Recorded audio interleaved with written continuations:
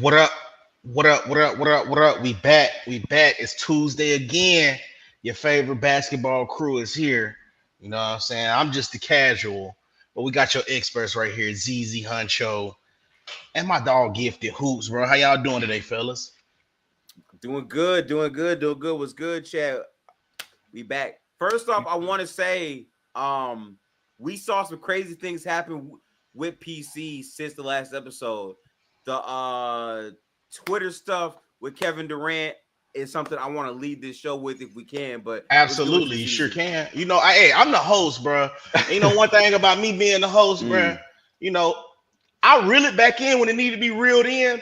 But hey, bro, this ship starts selling, and we go where we go at. You know what I'm saying? Like, Yep. like, like, like Real we talk. we go where we go. You know what I'm saying?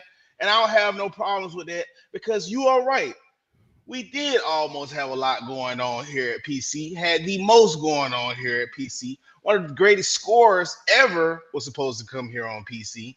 Um, I guess that didn't happen, or something happened to where it was a whole bunch of Twitter fingers going on, a lot of hating back and forth. But we got it worked out. So I want to hear what y'all got to say about that, man. It was crazy though. It was crazy. It's I for think me. It's weird, bro, because I feel like, of course, I'm on PC or whatever, but I'm just keeping it real, like just from an outside looking in. Whatever you feel about the takes or whatever the case may be, PC fuck with people, bro. We give a platform to a lot of people. You know what I mean? So it was kind of weird that surprisingly people hate us, shall I say? But what man, y'all that's think? I feel like that's what was supposed to happen for real. Like the way I looked at it was like I saw like the beef had already been in the pot for a Hmm. few months. I mean, even like not even a few months, like a couple years, damn near. Like, let us not forget that Katie and Dale basically grew up together, like hooping together. So it's like when I was at PC Weekend and getting to chop it up with Dale and learn more about his background as a hooper and all that stuff, like I found that really cool. Uh, my opinions on Kevin Durant as a basketball player over the years have always been, pretty much the same. This man has always been in my top three of favorite hoopers ever to watch. Same with Steph Curry, same with LeBron, same with Derrick Rose in that top five mix of players that I And just Bama. love. And Bama, yeah.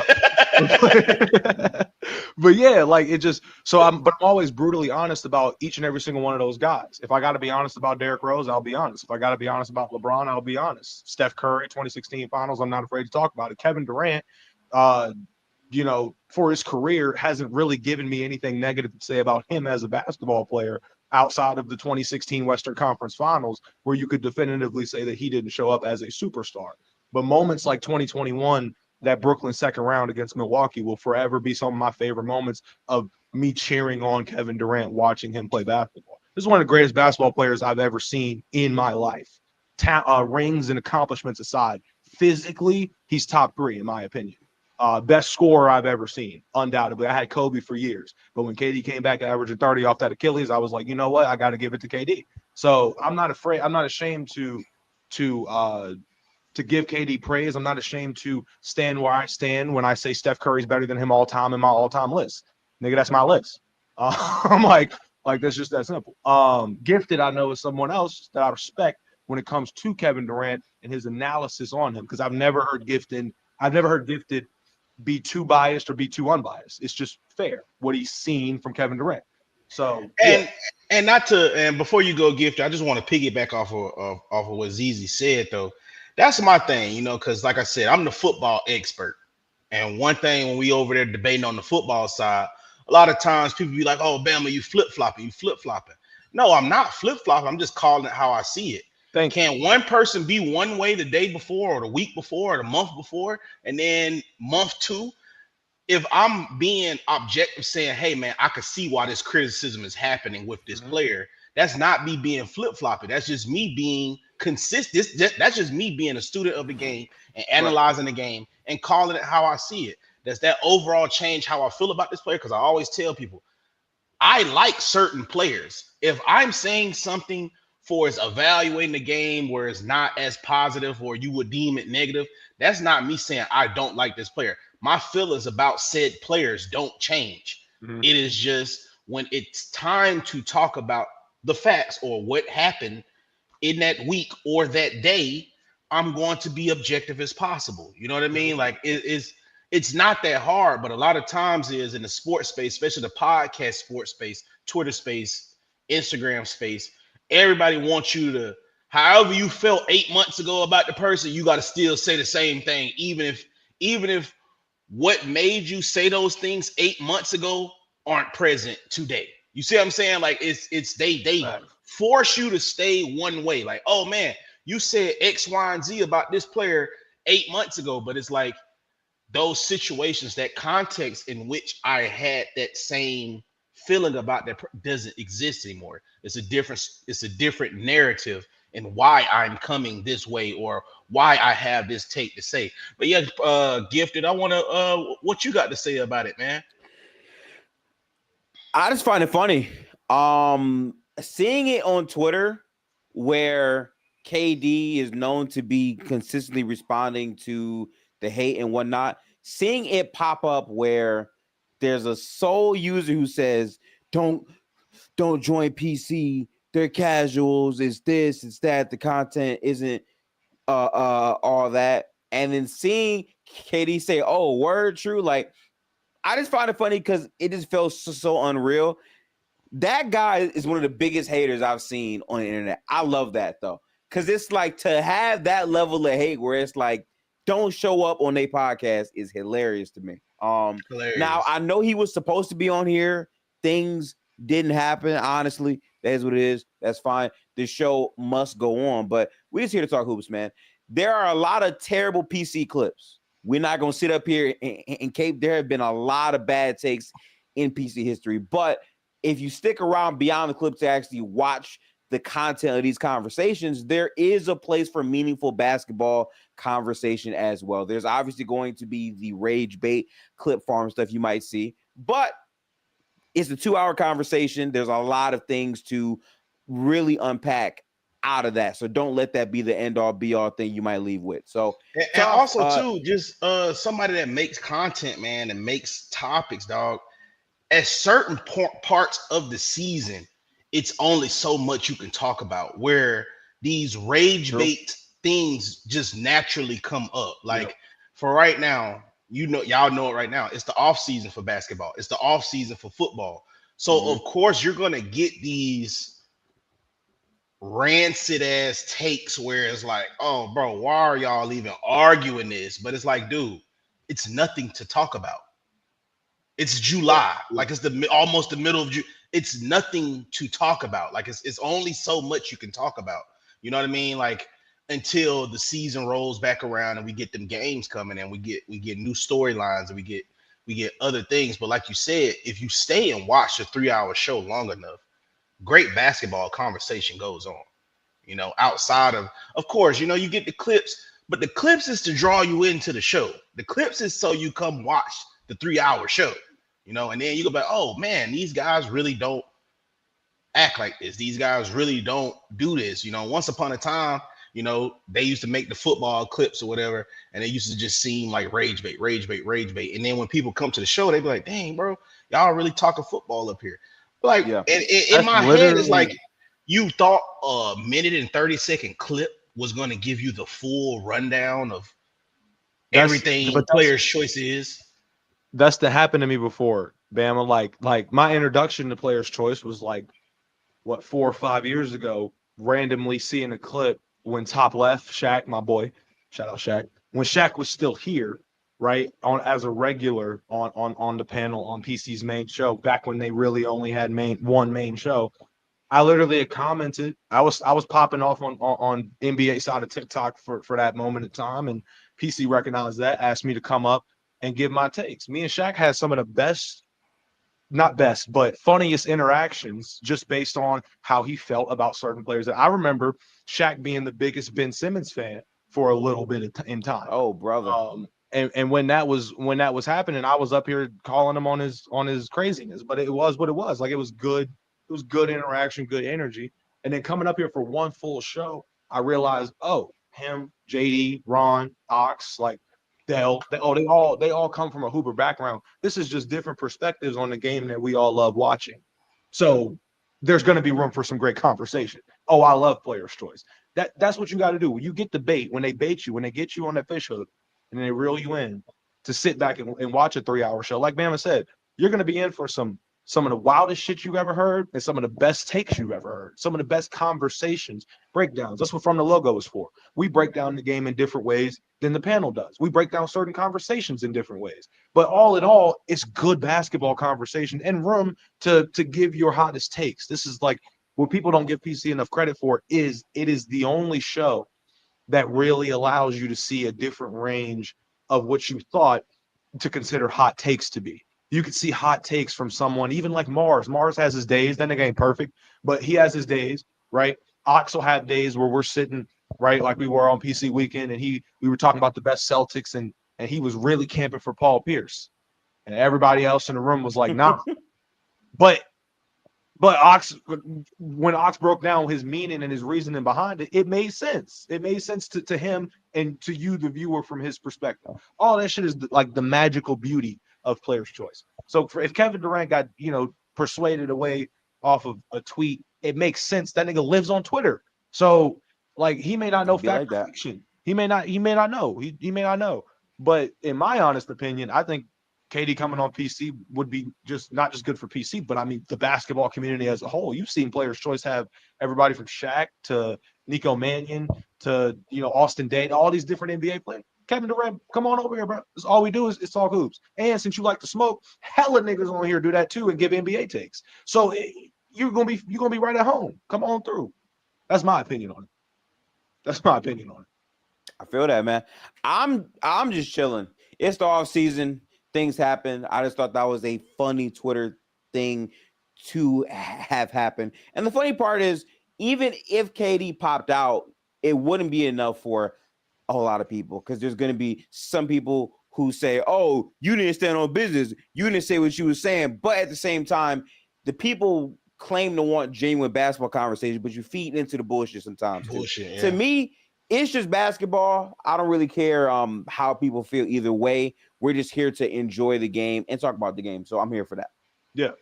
Yeah, and then a lot of times too, dude, like it's about having etiquette, regardless of however you feel about a take or who's, like I said, up here 3 hours talking.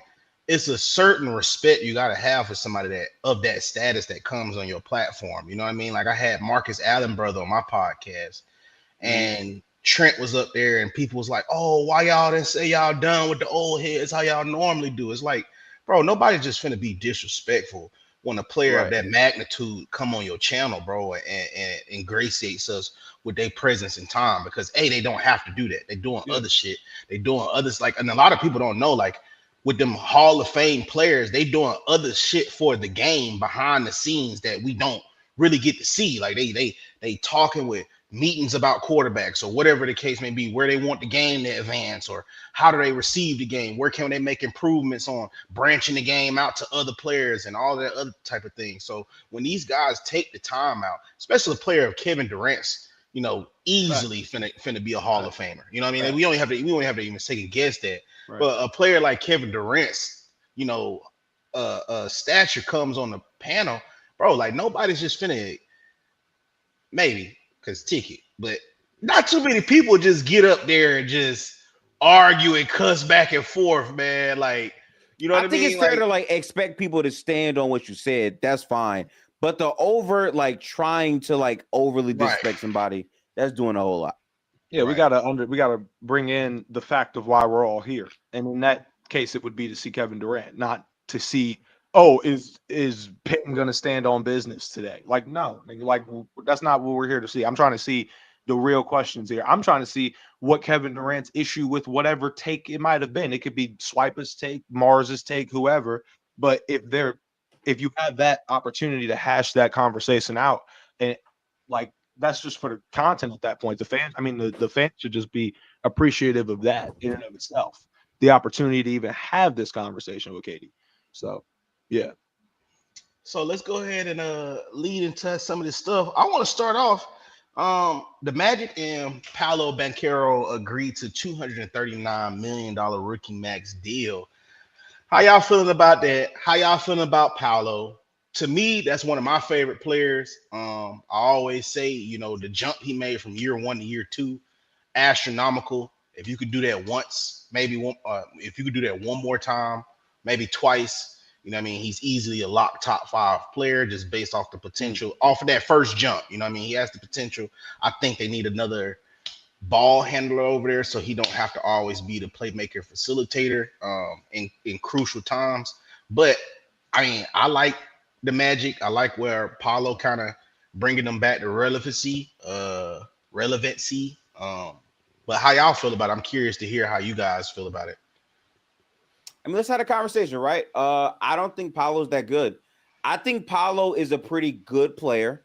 I think he gets overrated a lot of time. Like, I've seen people say like he might be top 10. No, he's far from that. I think the archetype of what he could be intrigues a ton of people, but I think Paolo has a lot of flaws, a lot of overall limitations in his game that kind of holds him back from really being what people say he is. I think his payday had to happen because in this new CBA, you pay your young stars that much to make sure that they don't leave. But at the same time, he's making a lot of money, and I quite frankly am not sure if he's going to live up to being that value of a player. Like $60 million is like all NBA perennial type of money. And I just don't think Paolo is that good of a player yet. But he does have potential. I think the Magic are clearly saying we need to find out if Paolo and Franz can play together. They acquired Desmond Bane to see if they can make that work. So I'm going to give him credit for it, but we'll see what happens. I just don't think Paolo is that caliber of player yet. I think he gets severely gassed up a lot for a player who's 8 points under league average, but he is a good talent. I don't want to act like he's not good. So there's that. He In my averaged opinion, at least. he averaged what was it, 26 this year? For the team, 29 in the postseason. I agree on the standpoint of the CBA for damn sure. It's mainly it's gonna make a lot of contract signings look skewed. Even the ones that we thought were crazy back in the day, like Alan Crabb when Portland had paid him all that damn money. Like those contracts, even back then, were more of a representation of what the market and the CBA and all of that was at that moment in time. In the case of Mm-hmm. Paolo Banchero, though, for me, I think that he's well on his way to being that perennial candidate. We got to remember this is a guy that's going into his fourth year this year, Yeah. and he's been in two postseasons so far, 7 games for one of them, 5 for the other, over 27 a game in both series. The shooting was phenomenal, 45, 40 splits on average. And when you look at him in the regular season, he's like a 32% three-point shooter, 33, 34 range at best. So for me, the production of him as a player and the development of him warrants the conversations, some, not all, but some of the conversations that he's been having. Because when you look at it, Orlando had no direction from like the average fan. I don't think anybody who was casually looking at the Orlando Magic and the makeup of that team, even with Franz and Wendell Carter Jr., Jonathan Isaac when he came back, KCP, all of their developments that they've had in the last few years, Paolo's been the one guy that's been consistent outside of Franz. So for me, when I look at that, and I also look at the limited postseason that he's had with the what we know to be not enough help to really put you in the top contender category, maybe even barely enough to get you as the 6th seed in the Eastern Conference is the type of caliber teammates that he's had. So he's turned chicken shit into chicken salad for his own individual production enough to make me sit back and say, okay, there's no doubt in my mind that that's the franchise player. There's no doubt that that's the guy that they're looking to build around because he's shown the capabilities of playmaking. He's shown the capabilities of scoring. Let me ask you this question: what areas of his game have you seen so far that Just about to ask that. are complete, not like red flags? I'd say red flags that you say that he should work on immediately. You know what I'm saying? To me, scoring efficiency in many different I would say areas of the floor. I think the numbers are gonna pop out, but in terms of his process, I leave a lot of games where like, damn, like you shot 40% from three, but you're still under league average. If Paolo is shooting 40% from three, but is still not league average by many, many, many, many, many, many points, then to me that really speaks to like his play style and can you really trust it if you're trying to win a championship as your best player? I don't think he's that, but I think he's a younger player that has potential to grow into that. I think that's there for him, sure, but there's just a lot of things with Paolo that I think people are trying to super say is here now, and it's not there yet, in my opinion. Okay. I think he still needs to kind of improve with his handle as well, and where his main shot overall distribution comes in. Those are the areas I would like to see him really improve on if he can. So this is my pushback to you though, Gifted. You don't think that them not having a legit ball handler could help? Because this is my thing. Would Dirk have been the Dirk if he had to facilitate and do all the things they asked Paolo to do? Because if we looked at Paolo in year 2, they really didn't make him do all the extra play. He can play make, ZZ. We saw that. Like he play make out of him scoring, out of him just being able to pin his ears, get to the rim, put the ball in the hoop, and all else came with it. It looked like when the postseason came around, they lack of guard play and carried over to this year. He had a few injuries or whatever, but it looked like it's almost like, hey, coach would be like, hey, we got to get something going, and nobody can facilitate or get the ball flowing how it needs to. So Paolo is almost like in my head, it's like he's saying, fuck it, I got to do this. You know what I mean? To help my team. Like, I got to be this guy to do this, to elevate my team. Whereas if he was just able to be a powerful or wing or whatever, I don't know what Paolo is. He's like a tweener between a small forward, power forward. But if he was just able to do that, bro, I feel like now he's going to be able to, because like you said, he averages somewhere 20, 25, 26, 27 points. I feel like that could go up a little bit more because now he's just only a worry about attacking, staying on the aggressor, being the aggressor, right? Because we got somebody else to handle the ball. Like, for instance, KG was good when he was running up and down the court in Milwaukee, but what happened when the rings came? He got a Rondo. He was over there in Boston. Yeah, granted, he got older, but I'm just saying, now when you got somebody that can make decisions with the ball in their hand, that takes that off of you. You see what I'm saying? Like, I will say, to your point, Bama, the idea, like, their offense made me want to puke when I watched that shit.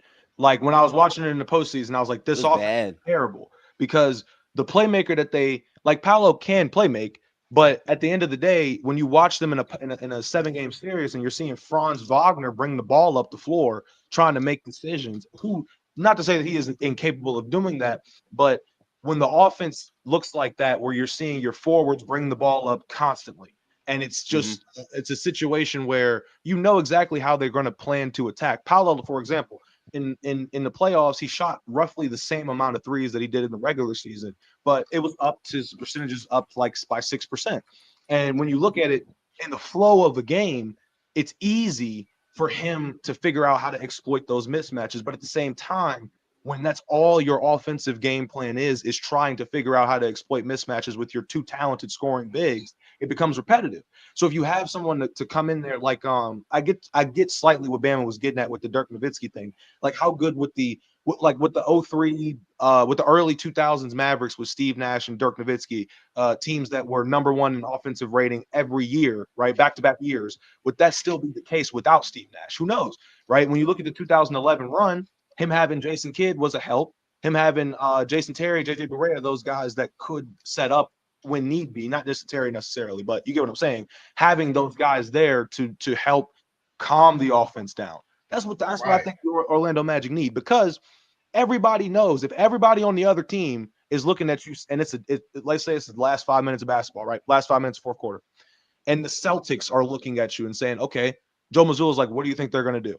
Paolo's going to try to attack. We cut off the inside, force them out to a shooter, continue to switch or rotate over. They're going to figure out ways to easily figure out what he's thinking of doing from your counters. But if you have somebody that can say, Paolo, come set me this pick and roll or pick and pop, right? You hot from three? All right, let's pick and pop. Franz, get in that corner, or have Desmond Bane stand in that corner, something, right? They're going to be able to just have more options. Now, who that point guard is a genuine question. Me personally, the KCP trade when it first happened, or the signing when it first happened, I looked at it and I said they need a shooter. That's it. They need a shooter and they need a real 3-and-D guy. At the time, KCP still had a 3-and-D reputation, I think. But throughout the course of last season, he didn't really make much of a difference to their offense. It wasn't necessarily hurting them, but it wasn't drastically improving them either. Now you have Desmond Bane, who isn't just a 3-and-D guy that you put in a corner or on a wing. He can break down and get to the rim and create his own shot if necessary. Now I'm interested to see what that offense looks like with a guy like Desmond Bane in there now at the guard position, a younger, fresher guard that can create for himself better than KCP could, and maybe make that offense look a little bit less predictable. That's what I'm looking for. Go ahead. Yeah, for me, my problem is like they're asking Paolo to create, and then the go-to thing is going to be, well, are the guys on the team good enough? But we've seen other stars be in bad spots, but still be at least average because of their talent. Dirk is just a better talent than Paolo. And Paolo, to me, hasn't had a great situation. I can agree with that, yes.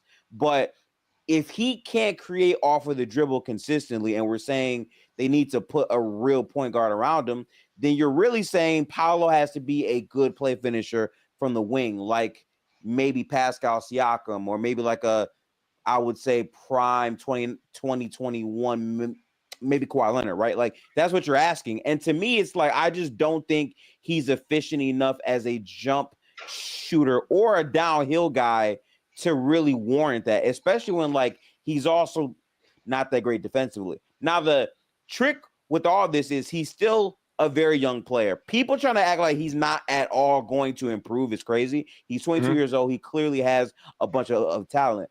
I'm just saying, be wary if you're already saying he's a top 10 player right now. Okay, Paolo I get has a that lot point. of flaws and holes in his game. I will say too, to that point, Gifted, like Tank just said, we got to stop thinking all these forwards with any signs of playmaking ability are LeBron. I agree, 100%. We got to stop that. And the reason, the reason that I think that that's such a valid statement is because we've seen it. We've seen it so many. Like when Ben Simmons was getting compared to this man before he even got into the league, the first question that I had was, does he have a consistent jump shot?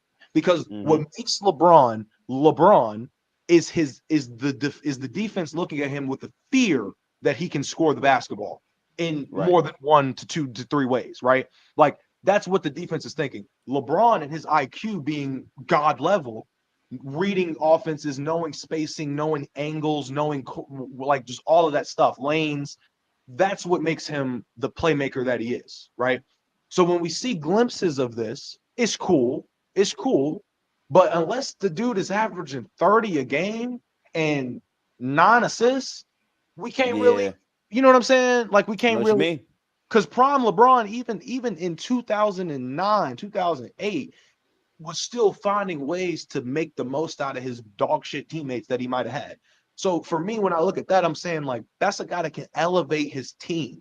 If Paolo was able to do that, like if Paolo was averaging 20, like 27 back-to-back years, say he averages 27 again this year, and maybe 8 assists as opposed to 6 or whatever it was, then we can start entertaining the conversation. But it's about the stability more so than the moment itself. Like we can see somebody come into the league in 50 years and is averaging a triple-double. You gonna say you better than Russ all time? No, you got to do that 4 years. You got to do that. You know what I'm saying? You I mean, it's easy. Here's what I would ask you real quick, though. Yeah. Right. In terms of his potential as a player, how many people are better in the NBA at creating offense than Paolo right now?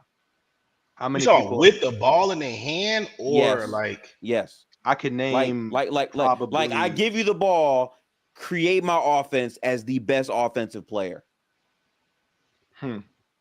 How many are better right now at that trait than Paolo right now in the NBA? I'd say it's at least 10 to 15 that I could name, not including star players, like guys that are like the Tyus Joneses, like the ones that are specifically assigned to do. Chris Paul still is better with the ball in his hand than Paolo Banchero, I would say. So I'd probably That's why I'm saying I'm reluctant myself to put him into the top 10 already, because in my opinion, you have to go on a run, maybe 2 runs to even get that consideration to be put right there. Like think about this. I remember when I was doing the podcast, shout out Hoop and Saney. But when I was doing the podcast with them back in the day, Saney, and this was like going into the 2020. This is going into the 2023 season, I think. The Thunder had just came off of 24 wins, right, in 2022. They had just came off of 24 wins. Saney's a big Thunder fan, though, and he's telling me and Hoop, hey, yo, Shai's going to be a top 10 player this year. Shai's going to be a top 10 player this year. And I'm like, bro, how you – like they just – and he's like, bro, I'm telling you, like he's going to – and me and Hoop will always say, give him credit. We didn't believe him. We were like, nah, we're going to have to see the whole year play out. Now we're 2 years later, and he saw the vision way back then of elevating the talent. I even told him, I was like, when Chet gets there, because in 2023 we didn't get a full year of Chet, but when Chet gets back, they about to be making some real noise. 2024 rolls around, they do, and then you see the leadership of Shai, the development, the scoring, his own playmaking ability, all of these things. And like Tank said, Shai actually showed these signs. To Saney, he saw that even with 24 wins on a season total, but he could see that. So with Paolo, the question remains, is that where where does his ceiling come to when it comes to playmaking? Which is enough for you to look at him and say, okay, you are more of a complete basketball player than you were at 22. He's so young. He's so young.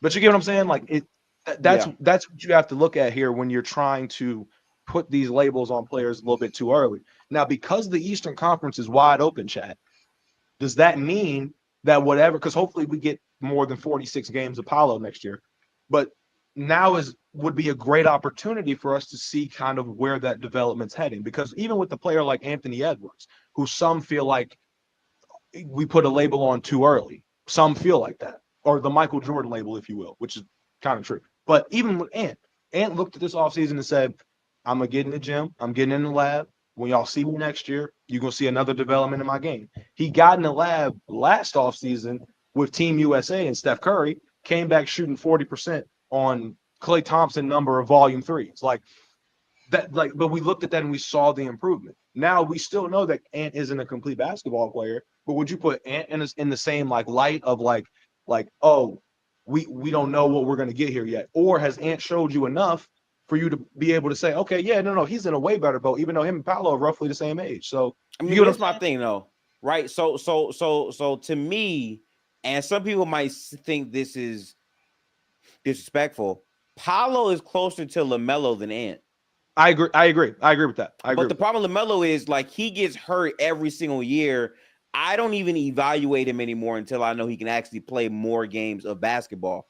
Which might not be fair to some people, but I just think talent-wise, there's a talent about how LaMelo plays that a lot of players can't do, but he doesn't play enough games. He has very, very high highs, but his lows, no one really talks about because he's on a very, very bad team, and it hasn't translated to real overall success yet. So for me, when I'm looking at it, this is a thing where Paolo, the difference is Paolo has actually had moments where he's played very, very, I would say, great games in the playoffs. It's only 12 games compared to the 200 we have as a sample for Paolo. Right. But he's 22. So like, I'm down to give him more time and more, I would say, grace. But that's the thing that I have heavy in my mind. Anthony Edwards is viewed as a top 10 player for a whole lot of people.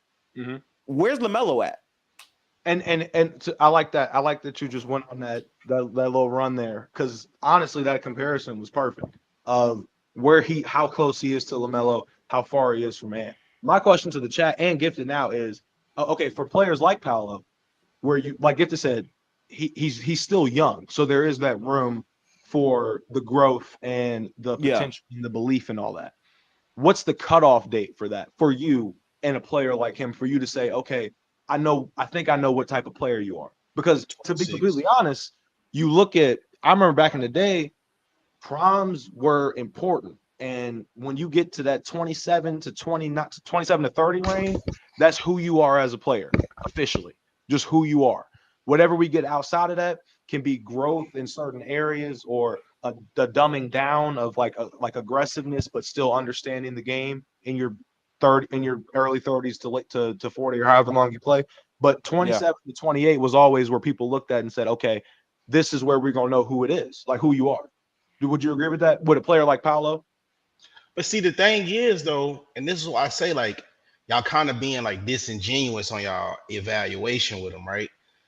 A lot of the times is guys like him, he didn't start out just with the ball just being in his hand every play and just you initiate the offense like that. Like, no, he got to his spots. Like, so that's why I was like trying to explain to people. Some guys put more pressure on the defense if they can get to their spots and initiate the offense like that. Like, come down, I'm gonna get here. I might end up on the low block. I might start high block. I might start at the wing. It's so many spots where he could start it and then initiate the offense like that instead of just coming down as the lead guard or point guard and initiating the offense that way. Like, you're going to see a different defense. It takes a different defense to stop somebody that's getting to his spots. The jump Paolo made from year 1 to year 2 is him figuring out the spots of where he can score. But before he could hone in on those spots, we added another duty to him. Like, it was like, okay, cool, you found your spots. Cool. But instead of him perfecting those spots and figuring out what shots he can get off consistently over and over from those spots, we just added another duty, which that duty is a crucial duty in order to win games and to keep the team at bay or to keep them pushing forward. So I mean, but what's Paolo's go-to shot to you? Like his bread and butter. What is that for Paolo? Mid-range. Yeah, I would say mid-range or mid-range attacking that cup. I'll probably say a solid mid-range shooter. But looking at him, I look at him shooting mid-ranges the same way I look at Jonathan Kuminga. But I've seen Jonathan Kuminga's progression from a bad mid-range shooter to a solid mid-range shooter. And when he can get to his spot, the shit can either bounce off the front of the rim or go straight through the rim. But we got to be honest, though. If we going to say it's like Jonathan Kuminga, you living with Jonathan Kuminga, though. You feel what I'm saying? Like that's not gonna kill you. Okay, but let's give Jonathan a little bit of benefit of the doubt. You're living with Jonathan Kuminga shooting a 3 more than you're living with him getting to the mid range to get to elevate. The motherfucker got springs of a bunny, so his elevation and all of that. We've seen the progression from the spots that he picks. Go back and look at the season last year and this year from his and the year prior. You look and you literally see it's like watching a fucking puppy become a medium-sized dog. Like he's like you see the progression, and then when you get there, you say, okay, this is the spot that he's trying to attack. Now it's solid. It isn't Kevin Durant, DeMar DeRozan-esque, but it's solid enough to be respectable, especially more respectable than his corner shot, which also kind of improved on. But go ahead. I just think when we say respectable, we gotta he's not shooting above, I don't think 35% on all mid ranges. Jonathan Kuminga's main thing is getting to the rim. Paolo is less athletic than Jonathan Kuminga is. So it's like he's more of a bully ball player inside the arc guy, and he's not efficient inside the arc. But you don't think that can grow in like a year's time and in off season? No, I definitely think it can grow. So I don't want to put I'm not putting a cap on what he can get to. Okay. I'm saying as of right now, what he has been so far and what his actual shot diet has been, he's not close to where people are putting him currently. People are saying top 15, top 10. He's nowhere near that value of a player right now. And his contract is not based on that. It's based on what he'll be in the future, at least in their minds. Right?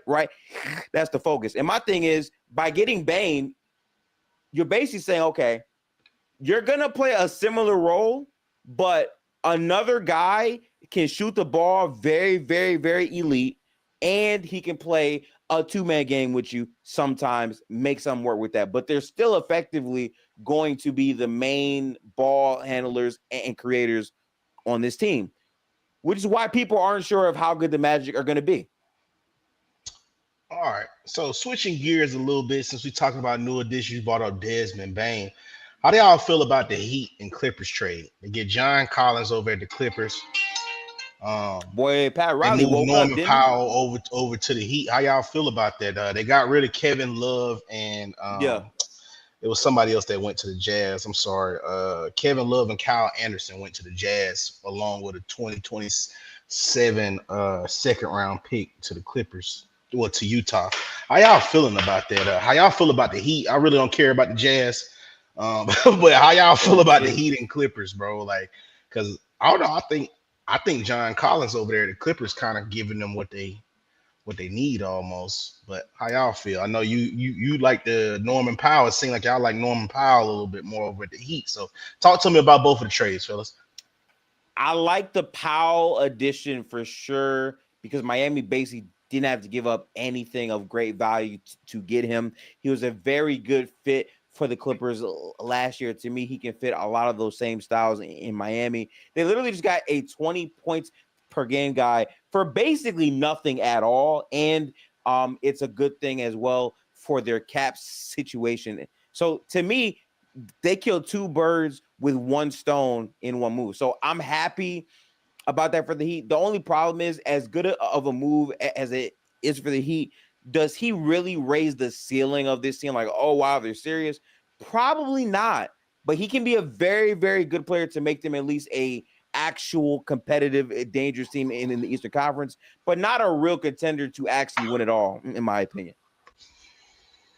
Yeah, I think it's a good move for Miami. I think it's a good move for Norman Powell. I feel like he low key he probably got to a point where he started trying to figure out what his role exactly was for the Clippers. I mean, and that's probably stressful as a motherfucker. Yeah. When you imagine if you're a hooper, chat, imagine if y'all are like guaranteed 20, 24 point per game scorers, right?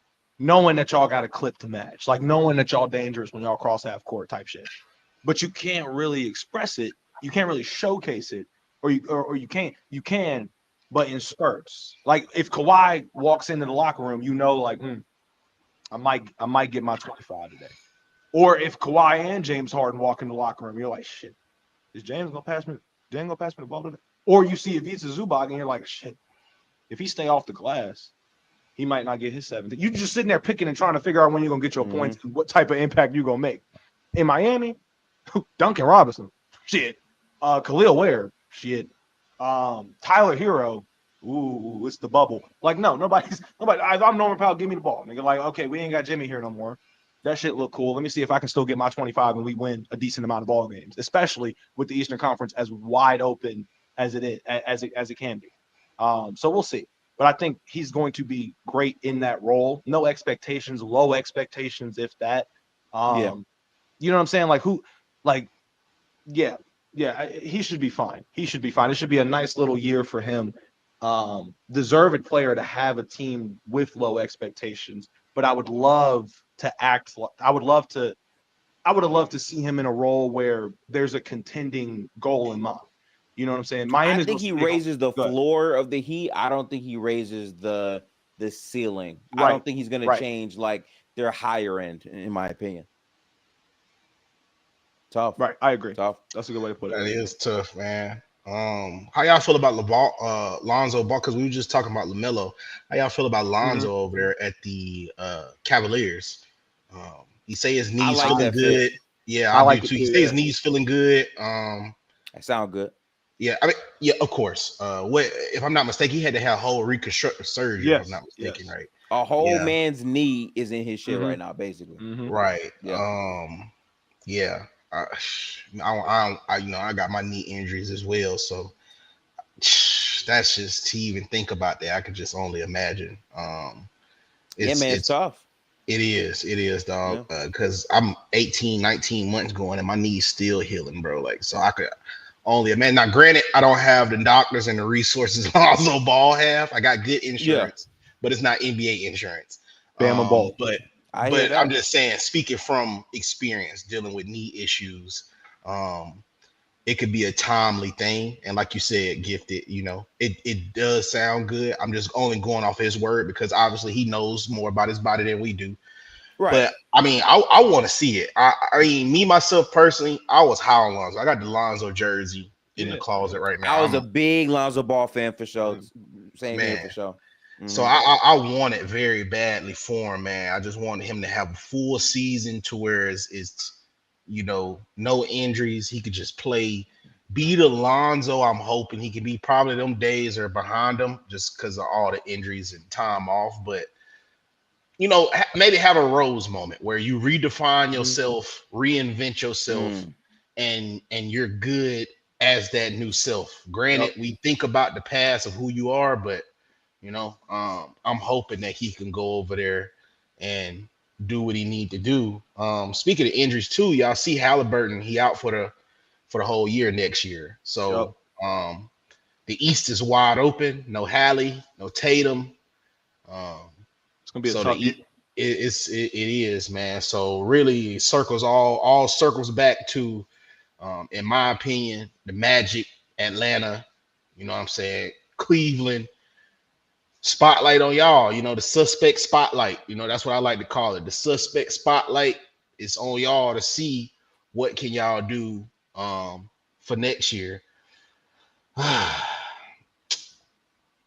AD has surgery on his eye.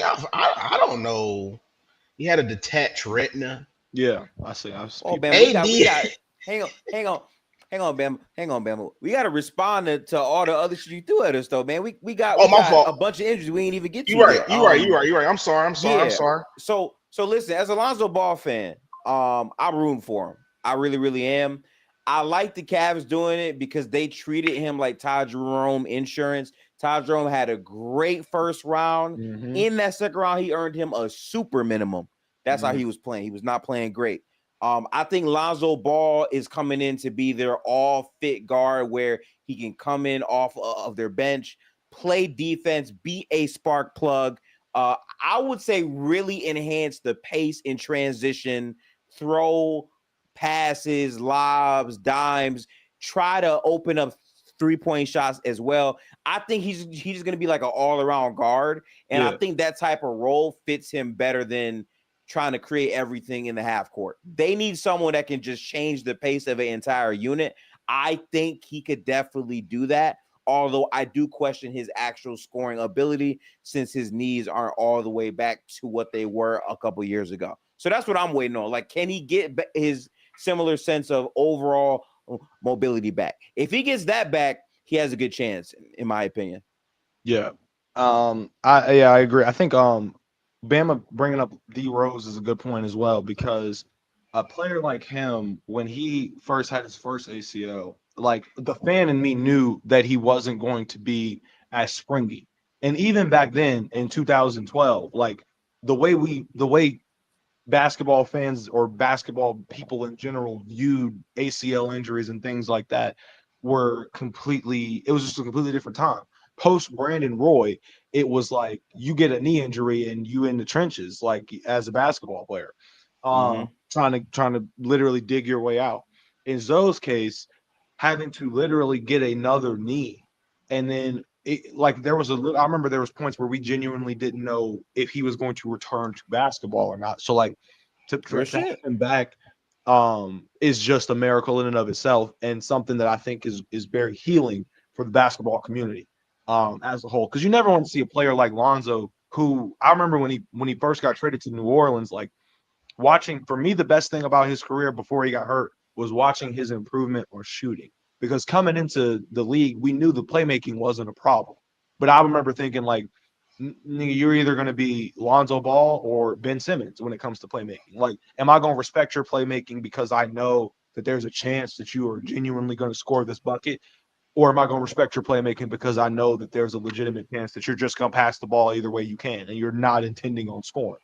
That's how Lonzo Ball was affecting the offensive side of the ball back then.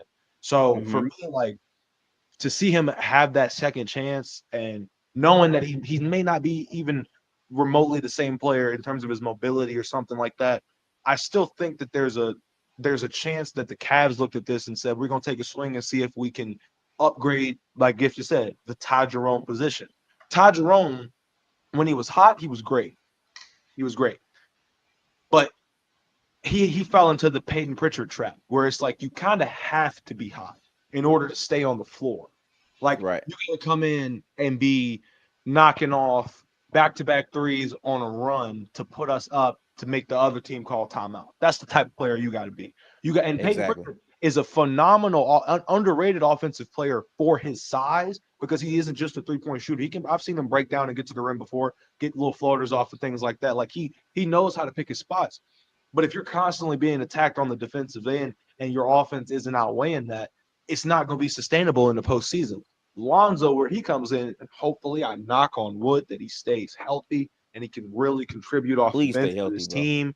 You know what I'm saying? Like, if he can come down and just be a 40% 3-point shooter with 4 or 5 assists off the bench, that's enough to where the Cavaliers can use that as a momentum booster, helping them win games. If he can be a catch and shoot, if he can just be a catch and shoot corner player, even I'll be satisfied with that. But I just want him to be able to find a role, stay in it, and be healthy. Like, that's it. You know what I'm saying? 100% on that. We wholeheartedly agree with that process for him because, again, I think Lonzo is a very gifted player. I think last year was his introduction back to basketball after 3 years. This upcoming season, he actually has a whole offseason to like work on things, get healthy, and get on a very good team. Like, this is gonna be the best team he's ever played for in his career. Mm-hmm. That means something to me. Facts. How y'all feel about AD and LASIK surgery to fix the detached retina? I hate that he getting it so late, Bama. I could have sworn he was gonna get that earlier. Injured all the time. It's just always. Yeah, I feel bad about that shit, man. Yeah, bro. Like, that's tough.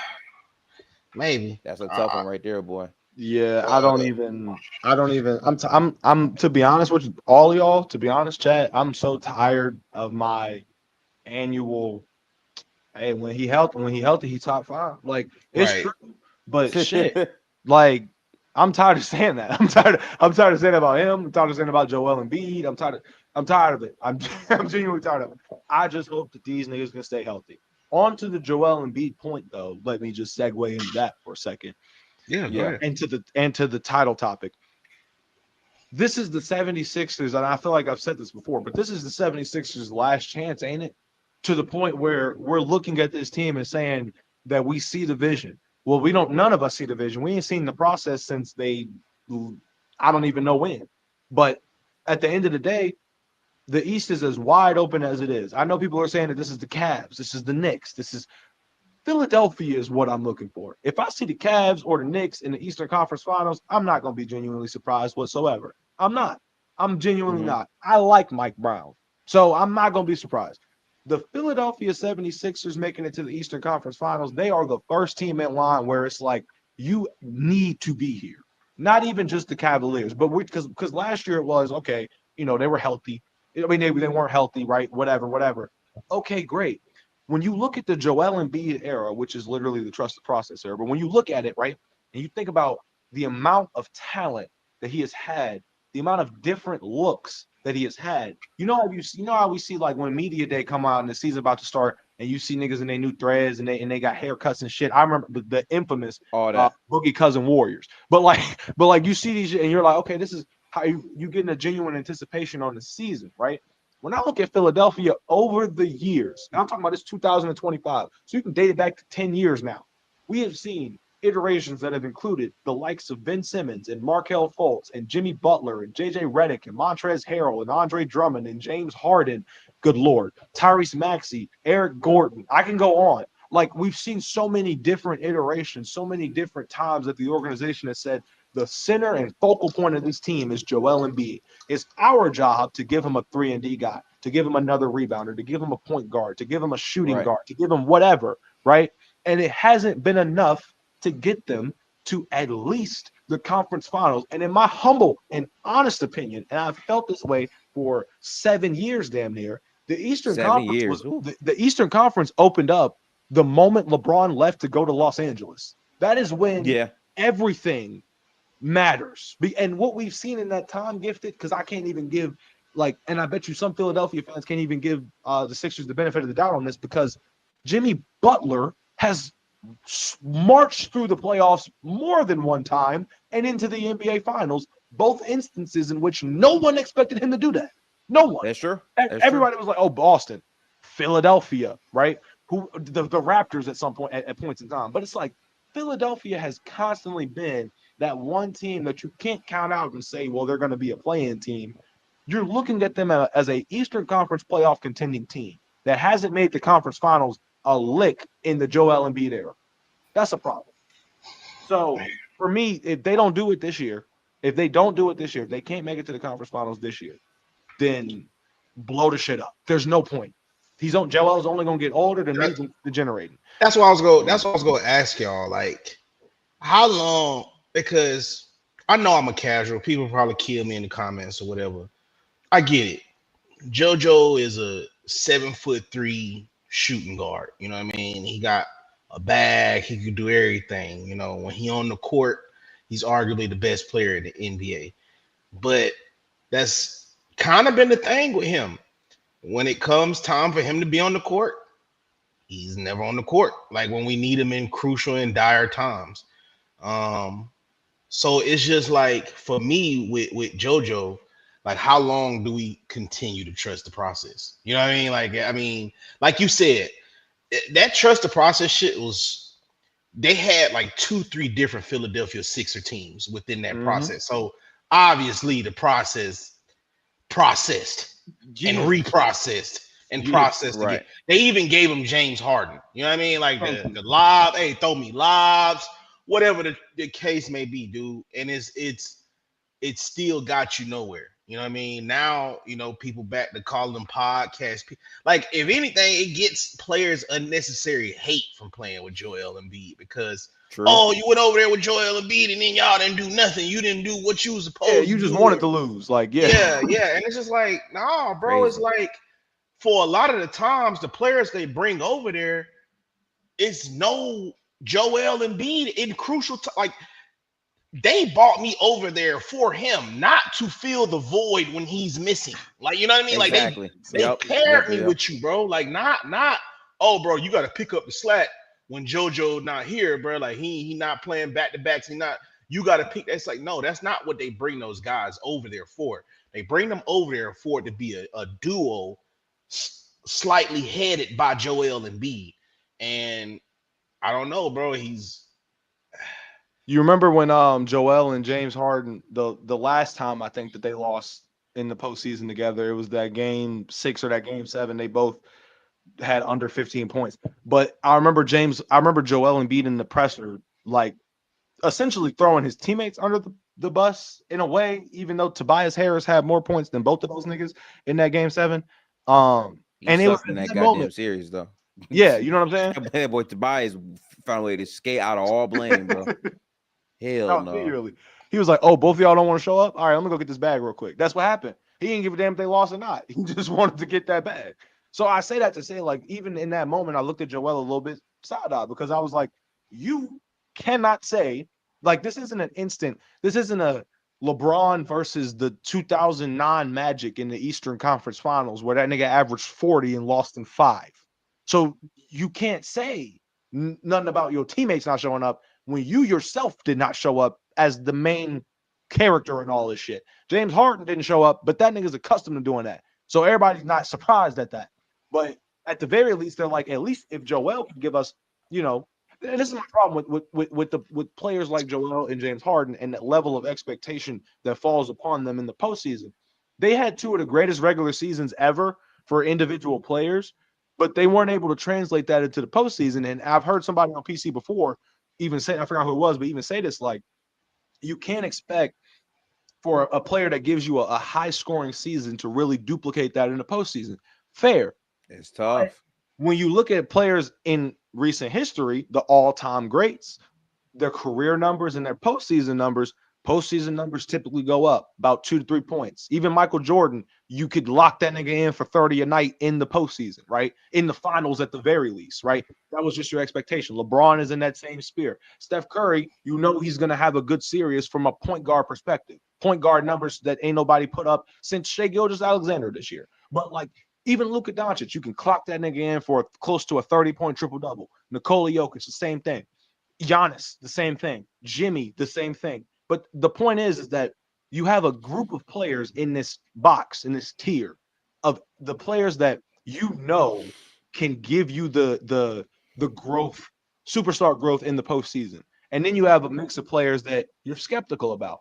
In that box is still Joel Embiid. For a player like Joel Embiid, who let's be reminded here, you can make an argument that Joel Embiid was somehow robbed of some All NBA first team selections or All Star starting spots.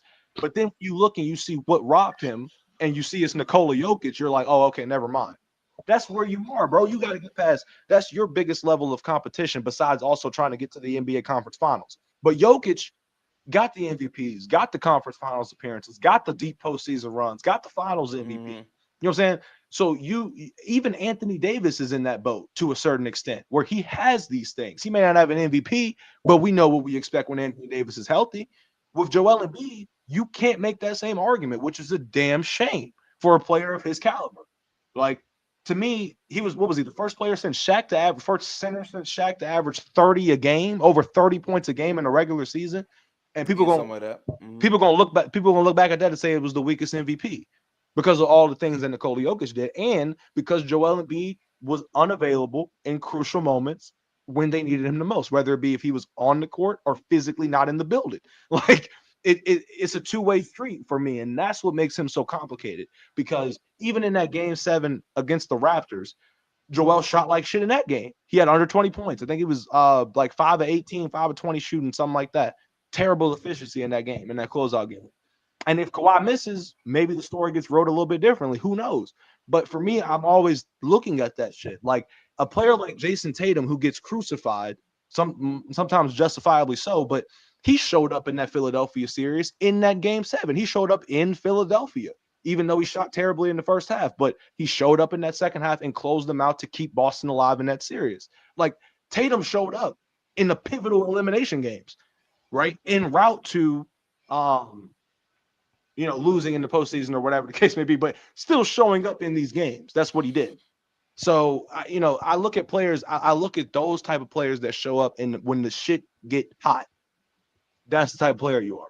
If Joel I mean, the Embiid, problem with Embiid for me is people keep talking about this season he won the MVP. That's not like no. The year after that, he was the best player in the world when in terms of how he was playing. He was outplaying everyone in the NBA. He was averaging more points than minutes, and then he got hurt for the yes, entirety of yes, the season. If he kept at that same pace, he would have been a runaway back-to-back MVP. That's the year Mhm. that I really focus on more with him. And the problem is to claim best player in the world, you got to play games. Like Yep. you can't afford to be having, all this time where you're not playing because that's how they like that is the bar, right? Jokic is always in this conversation because not only does he play well in the playoffs, he plays well during the entire season. He carries his team consistently. He's one of the most efficient players in basketball. And then when you evaluate everything else, he's also playing 82 games while he does it. So that type of argument is going to always be hard for a player like a Joel Embiid to really overcome, which comes down to health. Like, can he ever get right? It's funny because on paper, if we have a MVP Joel Embiid this season, they should be able to go to the finals in this type of Eastern Conference. But their roster has never had any sense of consistency, any sense of real overall leadership and maturity. We can't just trust them to be there based off talent because a lot of people picked them to go far this year based off talent. They did not live up to it. A lot of that was injury, to be fair. I agree, but at the same time, their roster never played with any type of real seriousness too. So To pull up stuff. Jamal super chat, Bama. Oh, yeah. We got a W super Jamal for chat the from $10. Yeah, Facts. W. Jamal. Oddly enough, his best playoff series to me was against the Knicks 2 years ago on one leg and a half. yeah, A no, face, but and have a face, but as a depressed Sixer fan, it's heartbreaking that he keeps breaking down at the worst time. it's super unfortunate, man. Super unfortunate. It's one of Facts. the saddest stories in basketball just because of how good of a player he actually is. That does suck to see. I think we also have one other power check for the beginning of the show for like I think $1.99 if I'm not mistaken. Salute for the love of Salute, fellas. content. Desto, Appreciate love the you. content. Always W appreciate Desto, y'all appreciate you. for sure. And the last topic before we get up out of here like I said, we attacking the title. Bradley Yeah. Beal, they talking about possibly the Clippers want Clippers, Warriors, Lakers, and Bucks. If the Suns buy out his contract, what y'all think right there? Out of those teams, where would y'all like to see, or what team would be the best team for him to go to in general? In Shit. y'all opinion? I For got how an much issue, money? man. I got an issue. I got an issue with this whole Bradley Beal shit, man. Bradley Beal is frustrating the hell out of me because you trapped them. Like, you wanted life. Your agent worked so hard to get you that $250 million with a no trade clause, with a 50% trade kicker. And then when it comes down to like live up to that, you want to take a buyout? Like, fuck, man, fuck no. I'm making the Suns live with their investment all the way through, right? Like he is allowing them to take $14 million off of his deal. And it's like, in what universe am I taking $14 million less to go to a team that might not have a chance to win? Because then if he goes to a team that doesn't win and then he gets hurt again, do you want to know what the conversation is going to be? He's not that good of a player. And then his value is going to drop even more and more and more, especially if he goes to a very good team and comes off the bench. Because once you hit the bench, now it's okay. Are you healthy enough? Are you playing good enough? Like, now all these other things come into play. Bradley Beal, to me, should have just took the check and played. Now, this to me does show that he really wants to win. He wants to play on a good basketball team. And I can respect that. But financially, man, fuck the Suns. I'm not going nowhere. You're not He has buying me not out. played. He has not played over 60 games since 2021, and he played 60. But 2019 was the last time he played 82 games, all 82, or even close, somewhere close to 70 or more.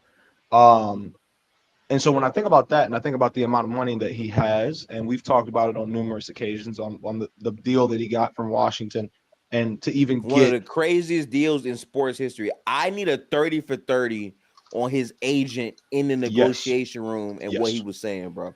Because that's insane that he 1000%. got that, bro. We Still. need to see that shit. But I say Yeah. this to say, like if he wants to play meaningful basketball, it's a situation where I think that he might realize, like, look, Phoenix is going to be a no man's land if you stay over here and just collect money and that's it, and that's it, because we know that we may not even get 65 games from you, which is the minimum that's required for you to even be recognized for your accomplishments in the regular season. That's So the it's like minimum, bro. Yeah. that's the minimum. And so for me, when I look at that and I'm thinking about players that's getting paid, you know, the type of money that's draining the cap, and you're thinking about the benefits of the team overall. And when you get into that situation where you say your fans are like, damn, we losing games, we need to make moves. And the front office is looking at the fans like, we can't do anything. Thanks to that man right here that's cheesing and smiling and shit. We love him. No, we don't. We hate him right now, but we're trying to Yeah, I figure don't out a like way to that get him nigga, out of bro. here. Like, Yeah. and so for me, I didn't want Bradley Beal to become a mockery of himself, because it's not like he's a terrible basketball player by any stretch of the imagination. The only problems that you can say about Bradley Beal in the year of our Lord 2025 is that he's overpaid and he doesn't play enough. That's it. But him as a shooting guard, you'll still have trust in his talent. And like Gifted said, if he ends up going to the bench, that's usually a telltale sign of the writing kind of being on the wall. And then the events that happen after that are kind of the same each time. Like when Carmelo, I will never forget when the conversation started happening about Melo being being more beneficial off the bench, is when I was like, oh, his whole career arc is about to shift. And knowing how Carmelo Anthony was even back then in his heydays with the Nuggets or his time with the Knicks, like knowing how he was and how he carried himself as a player, rightfully so, one of the best scorers I've ever seen. But like knowing that he wasn't his, Your mic, Yo, ZZ, heads up, you on mute, bro. ZZ, you on mute? it wasn't an, can you hear me now? Yeah. Yeah.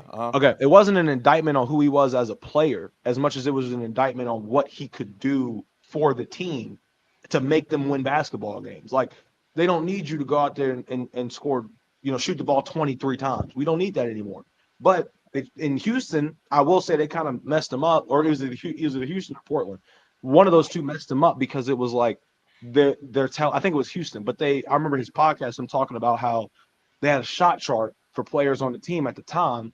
And for mid-ranges, it was Chris Paul mainly, Carmelo Anthony, but it was still limited. So he was kind of confused.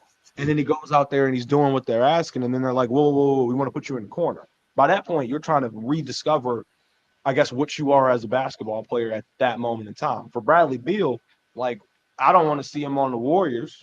As much as I know Gifted don't want to see that, because to be honest, I'm cool with the headache that Jimmy Butler could bring as opposed to the headache that Bradley Beal could bring. Because at the end of the day, the one thing we cannot dispute about Jimmy Butler is that he wants to win. That's enough for me. That's literally enough for me. I just feel like if you're Bradley Beal, I mean this with no disrespect, I really don't. Nobody cares though. Because if you don't win, they're gonna still call you a loser, right? Yeah. If you get hurt again, they're gonna still say you are injury prone. And you're giving up 14. Like, the only way that you give up the 14 to me is if you're going to a team that you're confident is a legitimate title contender for sure. And you are their missing piece. And it's not that many teams out here. Like, bro, going to the Bucks, you not man, I'm sorry. You're not gonna be on shit there, man. Let's be honest, right? So to me, I'm just keeping the money. Mainly because he got one more year. You can expire off that and then hit free agency next year with everyone else. All the money's off the books, and they go to a team that really suits you. Mm-hmm. I agree. Yeah. Well, fellas, that's pretty much it for us with the storylines of basketball today. Any closing remarks from y'all, ZZ, Gifted? Where the people can find y'all at? Y'all pretty popular, man. Just looking at the comment section. So where can the people find y'all? You can find me at ZZ Huncho on multiple platforms, including TikTok mainly. I'm about to start getting back into posting, so I can give y'all some more shit to laugh at. Other than that, you can find me here on Formula Logo. Shout out Bama for hosting today. We miss you, Hayes. We'll see you soon, brother. And shout out my boy Gifted for popping up today. This was a good show, y'all. This was a really good show. Shout out W Chat too. I like y'all engagement today. Y'all was really locked in. Yeah, man, W Chat for sure. You can catch me on YouTube and playback.tv at Gifted Hoops. I watch a ton of basketball recently. I've also been watching some episodes of Survivor back. I was watching Love Island. That shit is ass. We don't watch that shit no more. I'm not claiming that shit. Fuck that show now. I'm back on Survivor. That's been fun. I'm also over here trying to beat some games. I just beat Elden Ring like I think maybe 2 weeks ago. So a lot of content coming. If you want to rock with that, go rock with that for sure. And y'all know, I'm the basketball casual, football guru, as Gabe would say. I got a show, Just Bama TV Beyond the Game. Me, former cornerback from the Kansas City Chiefs, Steven Nelson, former Tennessee Titan cornerback, Dante Marsh. Those are co-hosts of my shows. We just over there, bro. We talk football. With those guys, you really get to hear it from a pro's mouth. Guys who actually played in the NFL. We just not up there fans talking. That's when you get to see host Bama. I'm a little bit more reserved. But when y'all ready to see Mr. Catnip himself, just so y'all know, if y'all been up under a rock, I just want to let y'all know, coming soon to a TV near you. Press box, box, the best box. Me and my headache brother J-Rod, we back. Swiper, you know what I'm saying? Panels, familiar face. Hey, W Kenny for the 5 gift memberships. Yeah. Yes, sir. W Kenny, man. Appreciate that, bro. Kenny, appreciate you, bro, showing up. I know you was late, but bro, appreciate you, everybody. And then we out, bro. Hayes, prayers up to you, brother. Y'all keep Hayes in y'all prayers. Oh, yeah, prayers up for Hayes, by the way, for sure. Seriously. Until next week, man. We see y'all next Tuesday. We out. Peace. Peace out, y'all. Have a good one.